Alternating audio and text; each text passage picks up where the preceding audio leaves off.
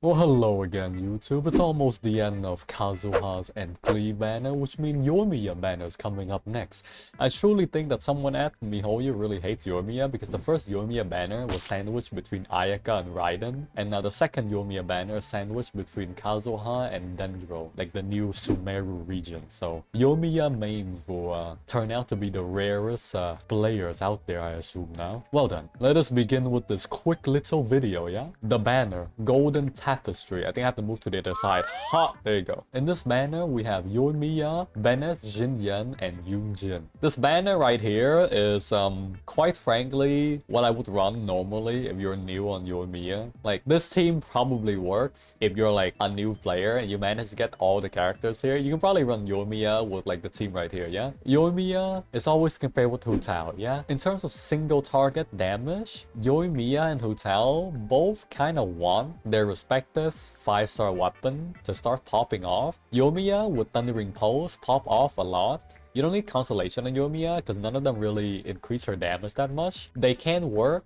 because they have decent 4-star option, right? But they really pop up using the 5-star option, right? In terms of damage, I think Hu Tao does come out on top because she has a usable elemental burst, whereas Yoimiya's elemental burst is quite odd to use at times. I think Yoimiya's elemental burst is the weakest part of her kit, yeah? If I were to rate Yoimiya nowadays, whenever there's like a single target damage focus Abyss, like 2 floor and like 2 boss floor in one wave, the single target damage dealers are extremely strong, right? Which kind of puts the point where currently Ayaka is quite weak in the Abyss because the Abyss have 2 cryo chambers and an enemy that stalls for time, right? Like, the current Abyss is hard for Ayaka because it's anti-setup. If your team use a lot of setup, the current Abyss will destroy you because of the Worm and the Cryo Cube and the Cryo Aura, right? So this Abyss isn't really for Ayaka, but generally she's better, yeah? So the Abyss will constantly be designed to favor the character on the banner, yeah? So since it's Kazuha and since it's like Yoimiya, it's more single target focus, pyro focus, and Klee as well, before I forget. What I'm trying to say is like, you don't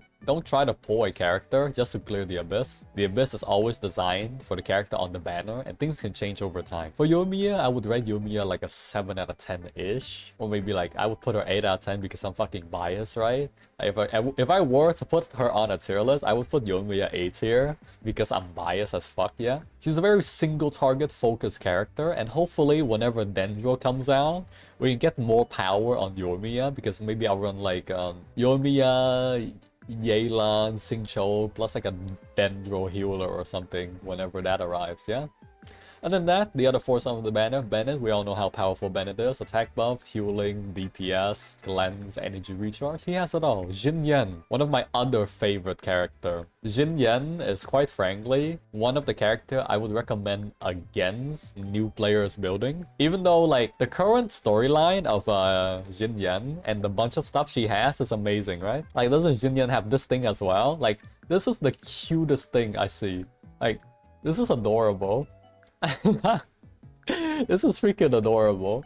Like, I can't take my eyes off the little golden hair strand. The in-game event also showcased a lot about Jinyan. She's a very lovable character, but her in-game performance isn't really good. I still try to build her regardless because she's, you know, she's so precious, yeah? Only build Jinyan if you truly love her. Other than that, Yoongjin, I feel like is one of the more popular options to run with Yoimiya, but I never built a Yoongjin to play with Yoimiya because I prefer grabbing elemental reaction on the team, yeah? Like, the teams I run are like Yoimiya, Diano, Yelan, Fischl. Diano is there for some healing, but if I run full damage, I replace Diano with Xingqiu, so like Yoimiya, Xingqiu, Yelan, Fischl just for full damage, yeah? This banner overall, I only see Bennett as like a worthwhile choice for a lot of players.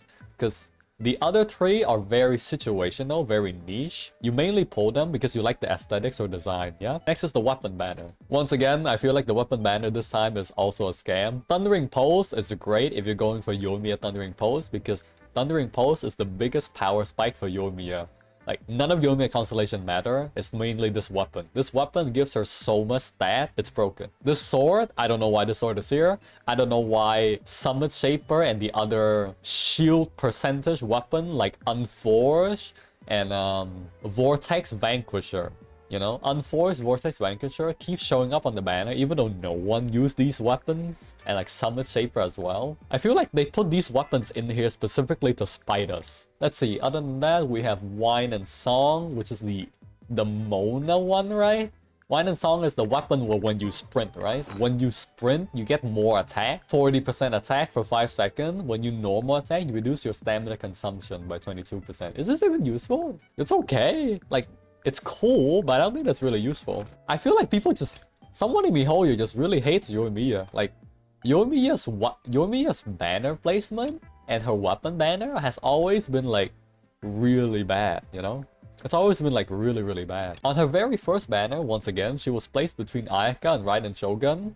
And now on this second banner she's placed between Kazuha and like future Denjo character, right? So Yoimiya mains hold strong. We're the only few out there, right? And Jinyan mains, there's probably like 3 of you out there. I don't think I can make her strong. Well, I mean, I made Jinyan decently strong, but I feel like it's not enough, you know? Yoi mains are rare. Yeah, Yoimiya isn't weak.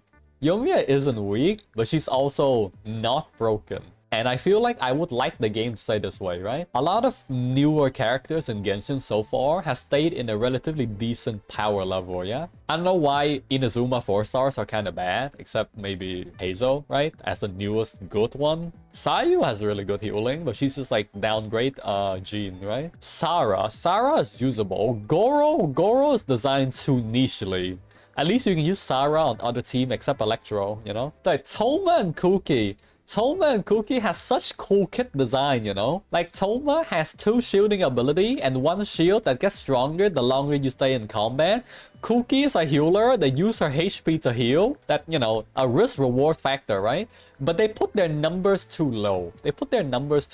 Right? I feel like Toma would have been a lot better if he has higher base health. I don't know why Toma has like attack percentage ascension stat and low base health. It doesn't make sense, right? If Toma had better stats or better numbers on his ability, he would be amazing. If Kuki has better number, he should be amazing as well. Because she uses her own HP to heal allies and to do damage, but the damage and the healing are both bad, you know? It's the same case with Sarah. Sarah attack buff is harder to land, but it's weaker than Bennett, even though Bennett's attack buff is easier to do. Which is weird. Like, I feel like if it's more difficult or if there's a risk-reward factor, it should be stronger. But it's not. I only hope that Dendro, Sumeru, and future Dendro characters will be quite powerful. Of course, I don't know anything about this, yes? I'm only speculating.